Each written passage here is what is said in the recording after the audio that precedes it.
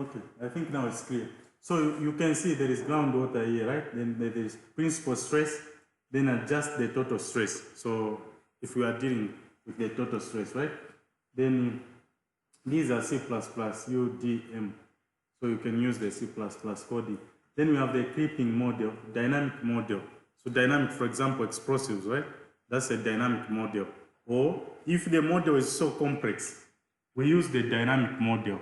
Or if you are going to use, I think, Abacus, you have to use dynamic explicit when it is a complex problem, because if you use the standard, it doesn't run. It will always fail to converge, right? Because in the standard model, there is a Newton-Raphson method for alteration. Then we have thermal. So if there is heat generated, the stresses come from the heat generation, so you use the thermal. Then the two-phase flow, if things are flowing, for example, water. So now here, if we are considering the groundwater table, right, we need to choose the GW flow, which is the groundwater flow, right? So you need to choose this one. But I'm not considering that. So here we are going to leave it open. Then I'm going to put the size of the grid, for example, 10, right? Then we say, okay. Then after that, it is asking us, what are we doing here, right? What are we doing? So what we are doing here is, it is slope stability analysis. Then we are going to say slope 4, for example, if you have been doing the same slope stability, or slope 36, or the number of the slope number, maybe 3D, if it is on the D side.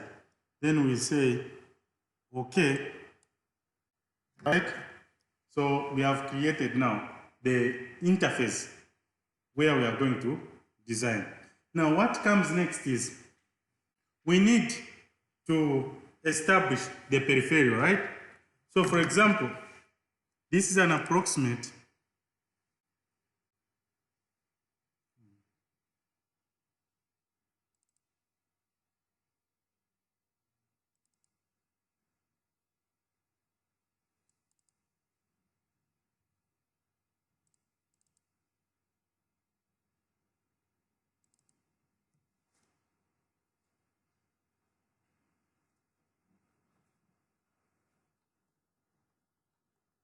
So this is the tutorial for Fact 3D for the calculation.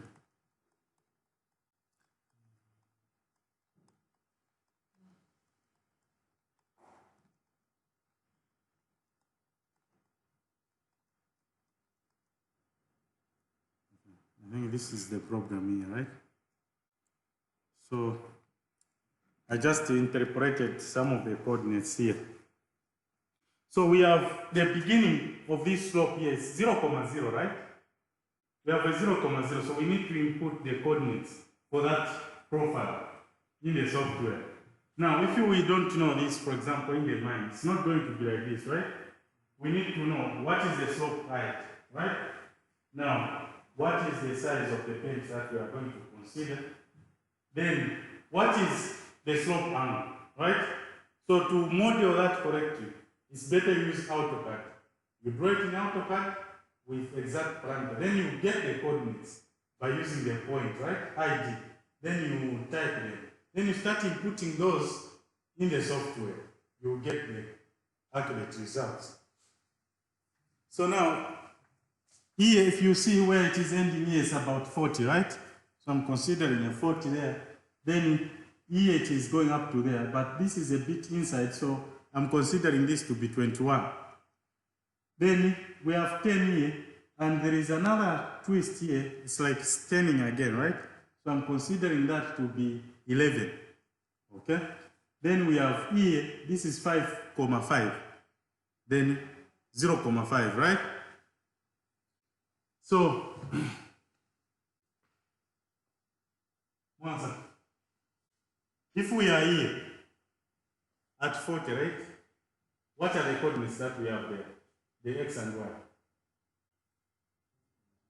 40, 0, right? What if we are here and we are considering that to be 60? We are here at 40, right? Now a point up here. What is that point?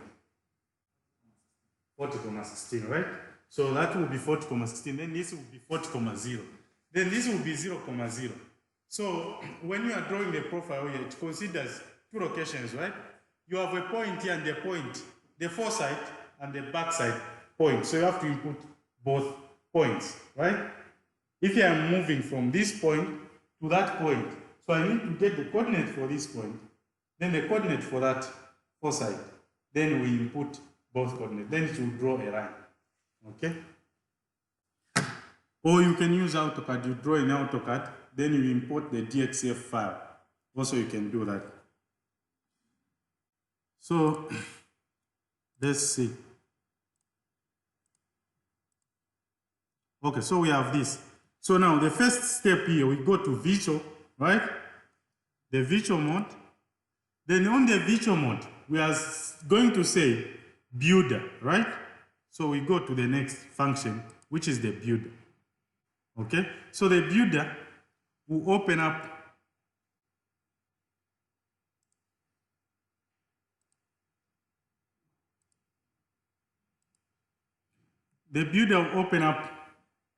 this graphical interface. So on this graphical interface, we have the create, right?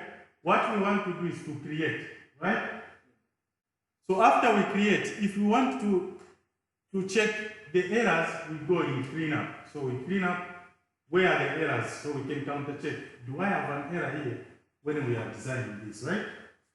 Then also, now, add. So if it is in add, create add, meaning we are adding. Line, is it a box? Is it a vertical line, right? Horizontal or a circle. So if you want to draw a circle, for example, an excavation, so we can put a circle, right? Because that is an excavation. So we put a circular excavation, for example, a tunnel. Then we have assigned groups. So we can assign different groups to each group. We assign groups. Then you have also delete points. If there is a point that we want to delete, we can delete it. Okay? Then we have delete edges. So if you have edges outside, you can delete those edges. Then edit edges and move point. We can move point from one point to another, right? For example, I want this point to coincide with this one. It can't coincide in the plan, right? But I just want to move. For example, there is a line here. And this line, we want to move it to this side, right? We can move this point to that point. Okay? So that's the move. So here, we need to go on the input. Input, you click on the input. Then the input now is asking you, add a line. So a line, for you to create a line, you need two coordinates. The initial and the end coordinate, right? That's what I was explaining. So we need those two coordinates for the initial and the end. So if we look on that problem that we have 0, 0, right? As Mwanza said, right? Then 40, 0, 0, right? Then we add. So that is a line from 0 to 40, right? Then we are going to add another line. Now that line will be 40, 0 to 40, 16. Add, right? So it goes that way. Then we add another one, so it will be now 40, 16. Then 21, 16. So that is the line there. Then we add 21, 16 to 11, 11. Then 11, 11 to 5, 5, right? We add, then this will be 5, 5 to 0, 5. Then the last one we have 0.5, then 0.0 here. Apply. So we have created the profile. Now, after we have created this profile, we need to come here. We say copy and OK. So we copy this profile, the model that we have created, right? We copy it. So we click copy, then OK, OK, OK. So we have copied that. Now we need to add the lines for the quadrilateral measures, right? So we need to add a line here and another line there, right? For accurate computation. So we will go back to build. Now, when we go back to build, it has already a function for drawing those lines, right? So we are just going to draw them randomly, a horizontal line and a vertical line, right?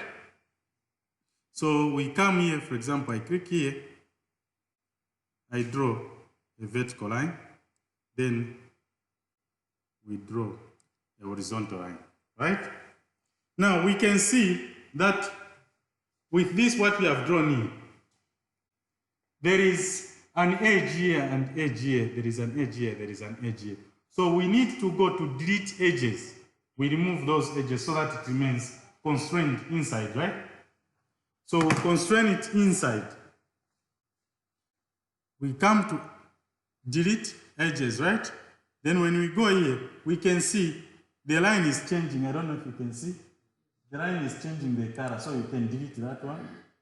We can delete this, that, and this.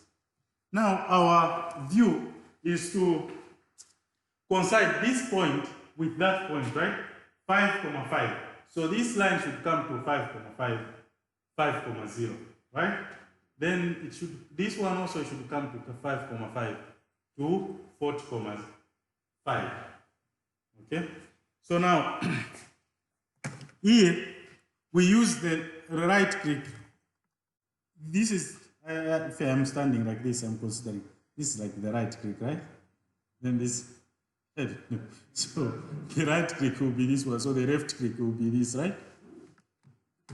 Using my fingers, the one which is on the right is this one, right? So we are going to use the right click, not the left click. So we go on that point we want to edit. Oh, sorry. We now move points. We click move points, then we come back, right? Then you right click, okay? Then it will open for you to change. So we input now 5,5, right? Okay, so the line will move to that. Then again, we right click on the bottom here because there is a bit of an error there, 5,2 point something. So we put a 0 there so that it coincides exactly, right? Now, after you do this, you are going to have some errors. These points here, they are very close to each other. So you need to merge them. So you do them one by one. When you bring this line to that, you merge the points.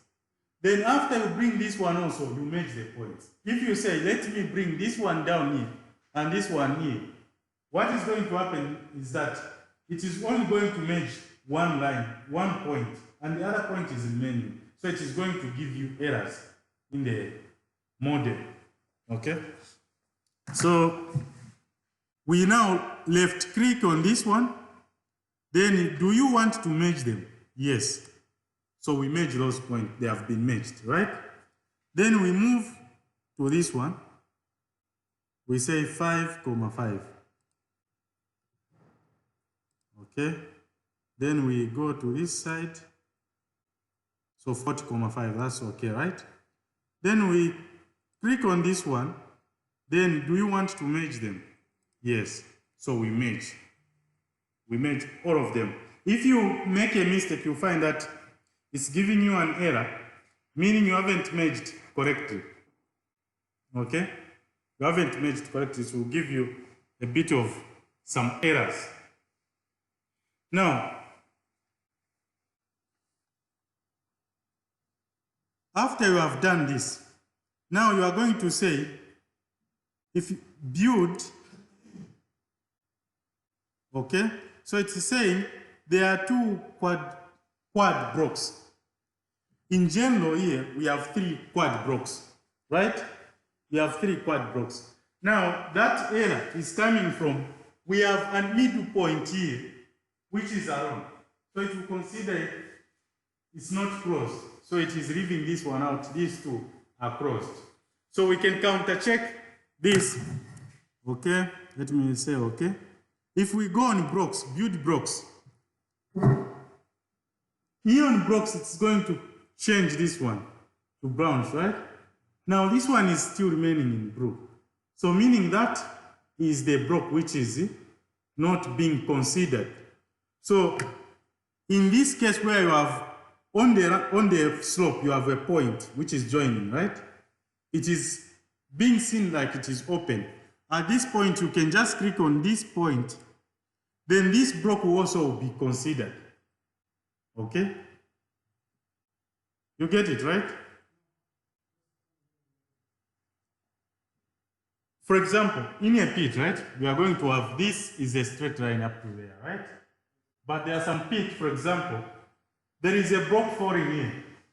So we want to avoid that failure. We excavate, we remove that one. So the slope now is like this, right? Because we are removing the load, right? To avoid the slope failure.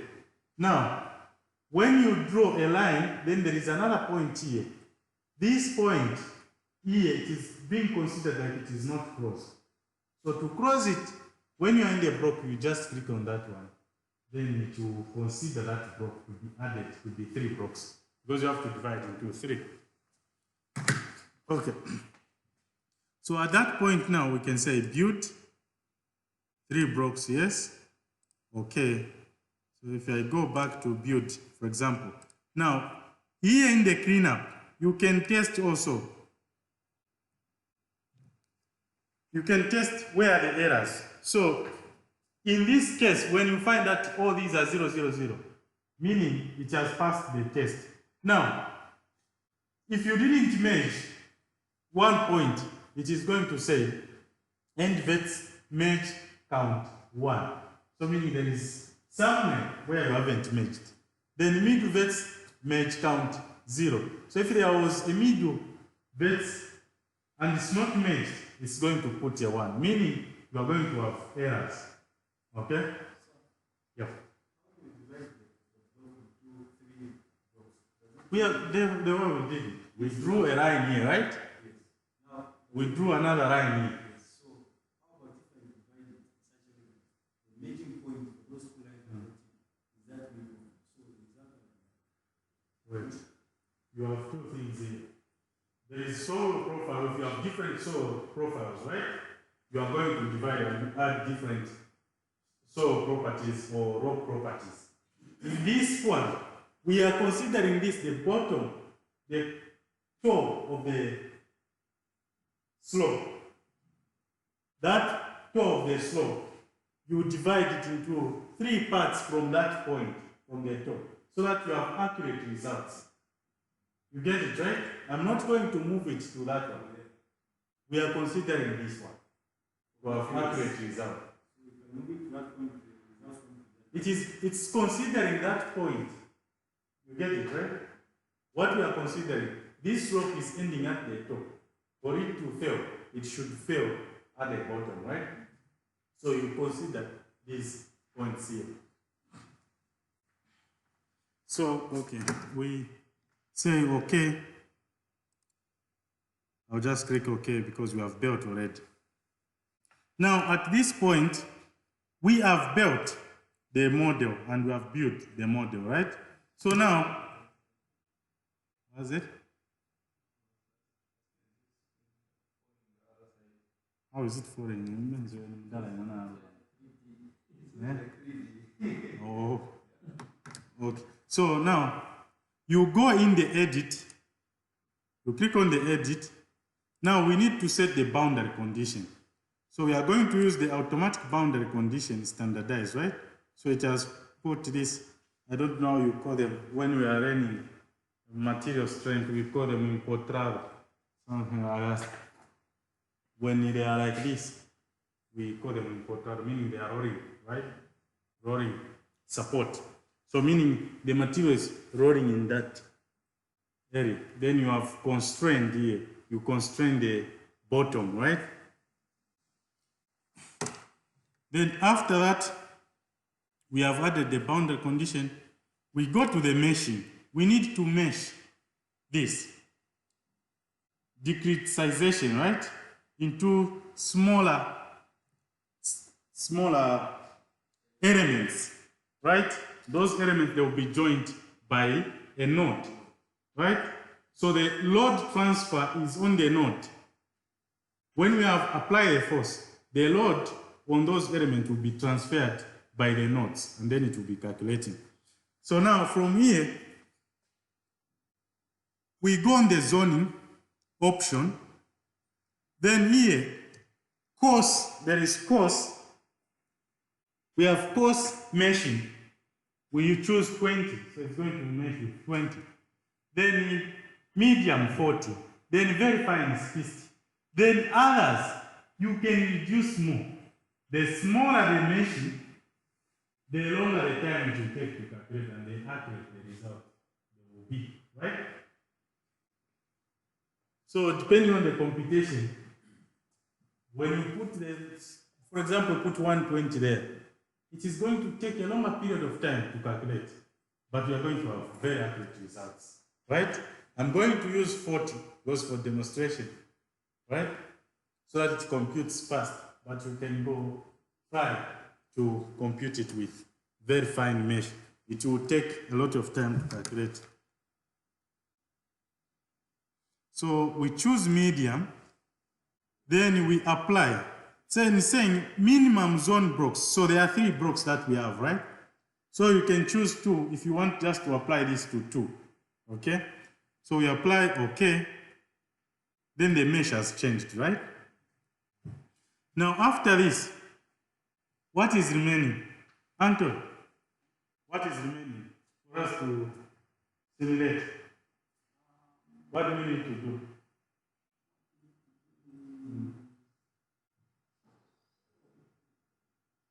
So, okay, I've said okay. What is remaining within there? What are we supposed to do? Yes, so we define the material.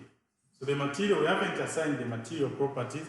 So we need to give it, what are the properties?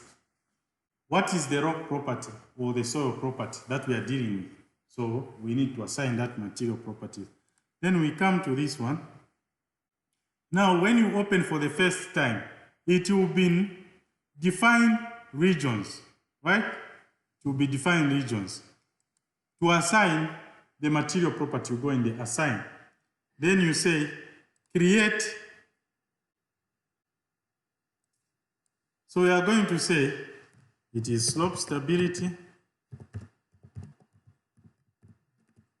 Then we have soil. So 1. So that's soil 1. We have the Young's modulus, which is 1.4 to the power 10 to the power 7, right? So that's the Young's modulus. Now, in the other case, we have the bulk modulus and the shear modulus, then we have the material density. So in this case, what we have is the Young's modulus. We need to choose alternate input, right? So we are going to use the Young's modulus and the Poisson's ratio. So we are saying it's 1.4 E7, right? Then the Poisson's ratio is 0.3. Then this is 2039.432 if I'm not mistaken. Okay. Then the cohesion is 10,000. Then we have the friction angle of 30, right? So if we know the tension strength, we can add the tension strength, dilatation angle, we can add the dilatation angle, dilatest angle. So we can add those. So after this, now, what is the model that we are considering? We are considering the Moore-Coulomb failure criterion, right? If we were using the modified hook and braid, meaning we have to choose this, or the ambiguous, we can use this one. Elasticity, we can use the elasticity, right? So we are using the Moore-Coulomb, then we say, okay, then the material will come in, okay? Now this material has not been assigned to the soil profile, right? So you need to go to set O. So you click on this one, then it will assign the material properties to the modeled structure. After that, now we can say, okay, right?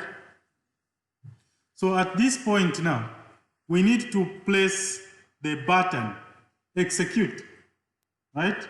So we place the button execute to do like it has done some bit of some calculation. So after now we have executed, now we don't know, is it, what is the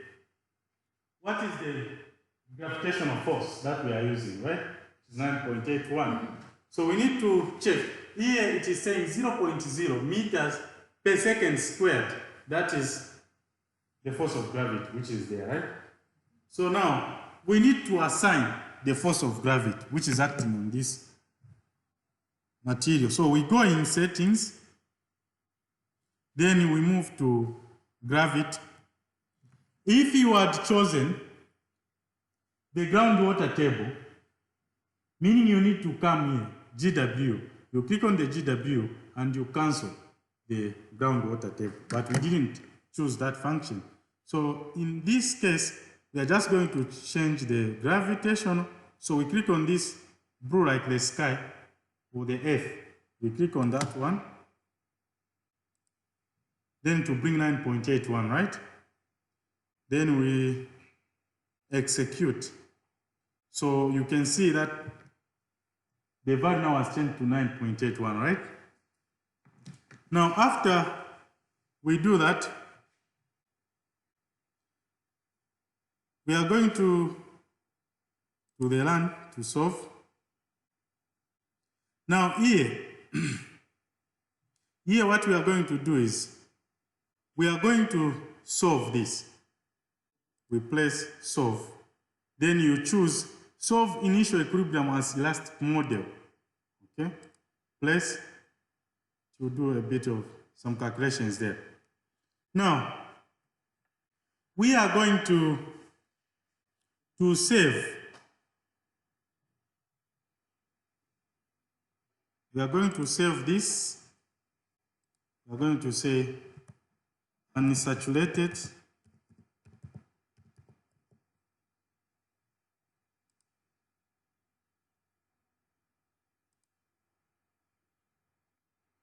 then we go to plot. Then in the plot, we go to the model. Then this model now, we add the bound. Then we move to geometry. We add the factor of safety. You can add through this, or after clicking here, I can click left click or right click, it will come here. Then we move to zone or any other parameter. You can check what you want to counter check. So the strain, for example, you come to the strain, then it will come there. Then after we have done this, we place OK, right?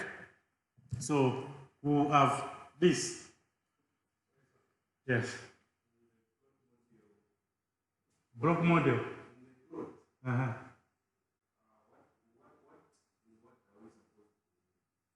No, you can check what do you want to evaluate from there. Is it the principal stress? So you can choose the principal stress. But we are interested in the factor of safety and the strain, right? So we added the strain and the factor of safety, right? FOS. Yeah?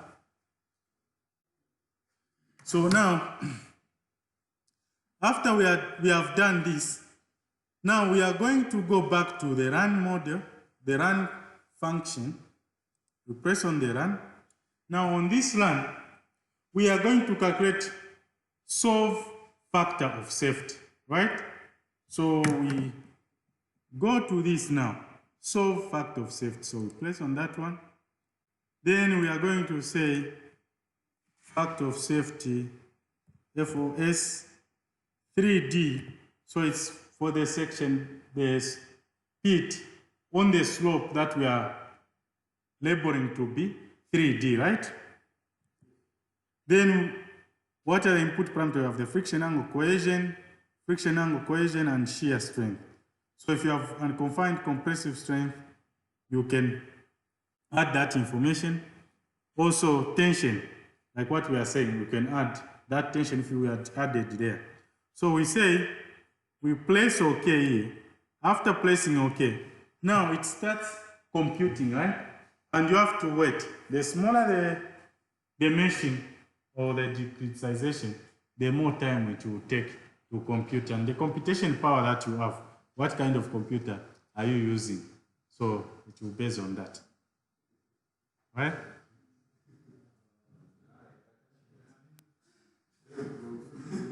Come with him. Oh, no, God. You're trying. It was just confusing. We should stop. So it has calculated the factor of safety is 1.36, right? But we can't see the failure slope here, the slope failure or the failure mode. So when we click on OK, we can't see the factor of safety here, right? We can't see it. So you need to double click here. Then the factor of safety is going to come there, 1.36, right? And this is the failure mode, okay? So, yes, the file is this one. The factor of safety 3D that we considered, right? So, we calculate. So you can calculate like this and you can assign either the more coulomb. Now, you may ask, where am I going to get the more coulomb, right? The more coulomb. So each rock, for example, this is the soil that we have. So it will have its own triaxial confining stress, right? When you do the triaxial compressive strength, you are going to have parameters. For example, if you have tested 3 samples, right? Those 3 samples, the results, you need to input them in the log lab or log data. So in the log data, it will interpret the Hook and Bray parameters. That will be your input parameter for the modified Hook and Brown failure criterion, right? So what I'm talking about is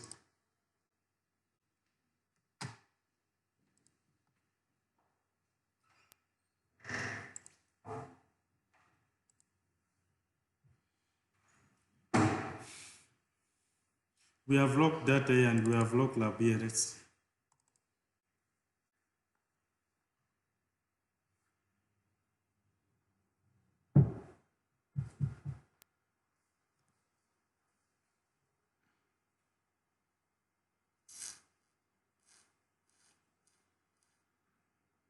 Okay. So if it was a rock, right? We are modeling a rock. So you have done the test. So you go to the input parameter here. Then you input, for example, if we had 3 tests, then we confine it at 5 megapascal, a sigma 3. Then the failure was 56, for example, megapascal. Then we confined it at 10 megapascal. Then we got 75. Then we confined it at 20, we got 102, right? Then we apply this, okay? So it is going to model the A, the S, and MB, right? Now, what is remaining here? What is the intact? The intact rock has got its own Young's modulus. You are going to have the second Young's modulus and the second Poisson's ratio, right? Then you are going to have the tangential Young's modulus and the second Young's modulus. So you have those, the Poisson's ratio, second tangential. Then you have the Young's modulus, tangential and the second, right? So we are using the tangential, for example. Then we find that this intact rock had got a Young's modulus of 35,000, right?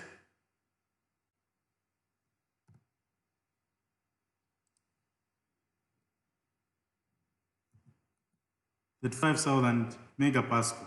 Now it is going to model the input parameter for the rock mass here. We are going to have the sigma 1 here, right? For rock mass parameters. So we need these rock mass parameters to be used in the finite. So now here as well, this can't change there.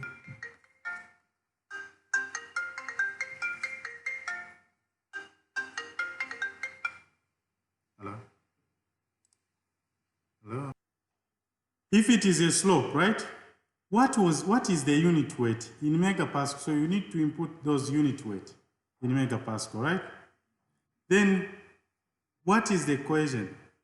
Now also we have, for example, here, let me see, the GSI unit here.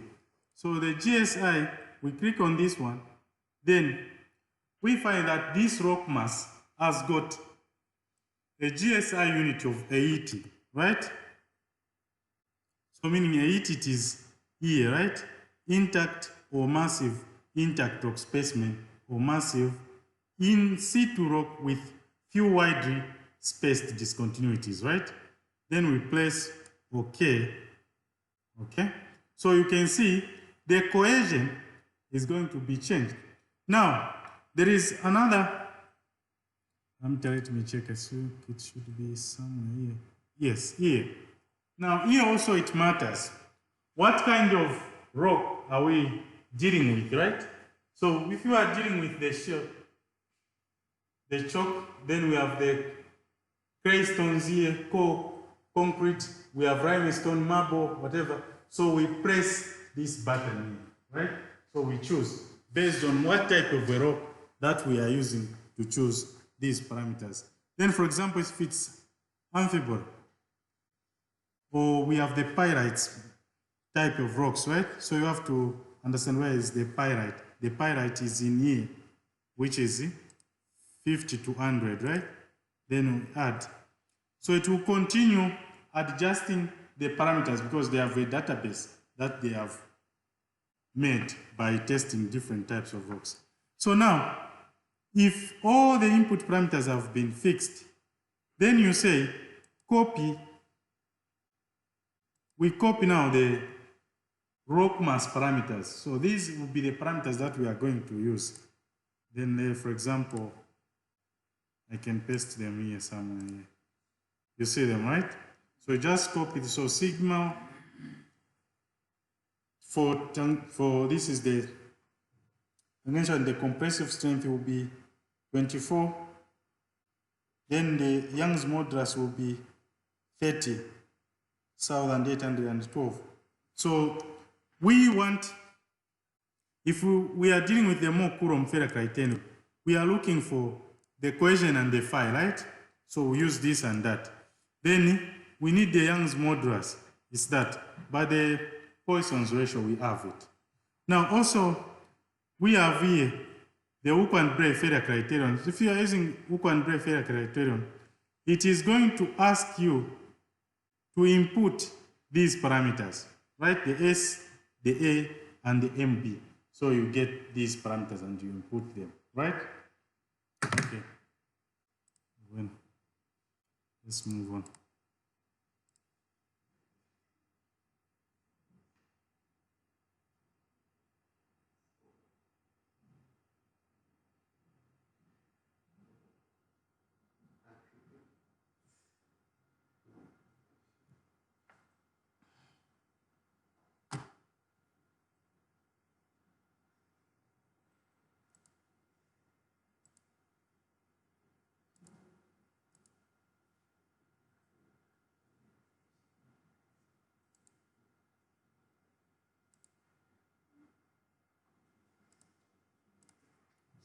Okay.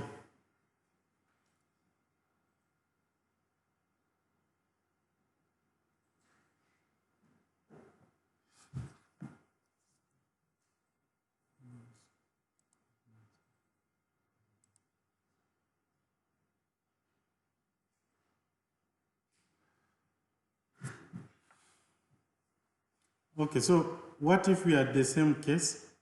We have this case, right? So the procedure is the same. How you run this. So I'm going to call someone to demonstrate to us. You don't want to demonstrate.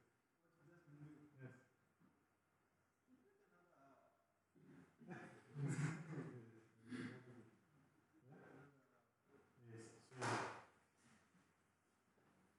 So that's what we are going to do.